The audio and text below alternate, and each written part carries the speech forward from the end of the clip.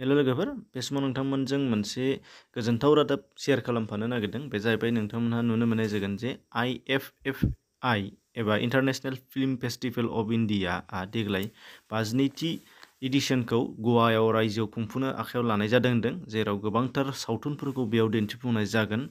बे दिन्थिफुंनायाव गाहायै 20निफ्राय 28 नभेम्बरसिम बियो सोलिगोन होनदों आरो बे दिन्थिफुंनायाव गासै 24था फेसार फिल्म्सफोरा बाहागो लानो मोनगोन एबा दिन्थिफुंजागोन आरो बिनिफ्राय गासै 20था नन फेसार फिल्मफोराव दिन्थिफुंनाय जागोन होनदों। दा बेनिनो जोंनि आसामनिफ्राय मोनब्रै सावथुनफोरा दिन्थिनो थाखाय बेहाय सायख'जादों होनदों, जेराव बेफोरनि गेजेराव दङ डिमासानिफ्राय सेमकर, जायखौ एमि बरुवा बिथाङा दिहुनदोंमोन, आरो नैथियाव दङ बुम्बा राइड, बेखौ मिसिं रावनिफ्राय, जायखौ बिश्वजित बरा बिथाङा दिहुनदों, आरो थामथि हिसाबै दङ बिरंगाना, बे जाहैबाय असमियानि, जायखौ किशोर कलिता बिथाङा दिहुनदों, आरो ब्रैथियाव बर'निफ्राय मोनसेल' गोख्रों सावथुन, बे जाहैबाय जोंहा सिजौ, जायखौ बिशाल पि सलिया बिथाङा दिहुनदों।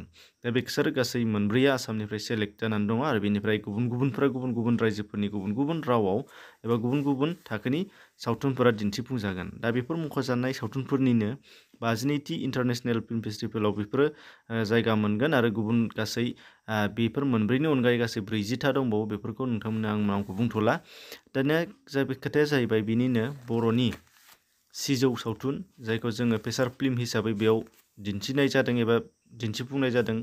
दा बे फेसार फिल्म सिजौखौ अम प्रकाश केरकाटारि बिथाङा फावखुंगुर महरै बेयाव जायगा मोनदों बे फिल्माव, आरो जाय मोनसे जोबोद गोख्रों सावथुन हिसाबै जोंनि गेजेराव दासिम जाखांबोगासिनो दङ।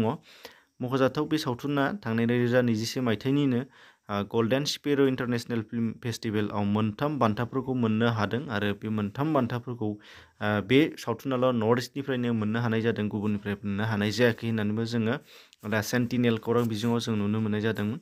दा आसा खालामो इयुनाव बेबायदिनो गोबांथार सावथुनफोरा जोंनि बर'नि गेजेराव जौगाखां महरै ओंखारबोबाय थागोन, बेखौ मिजिंथिदों।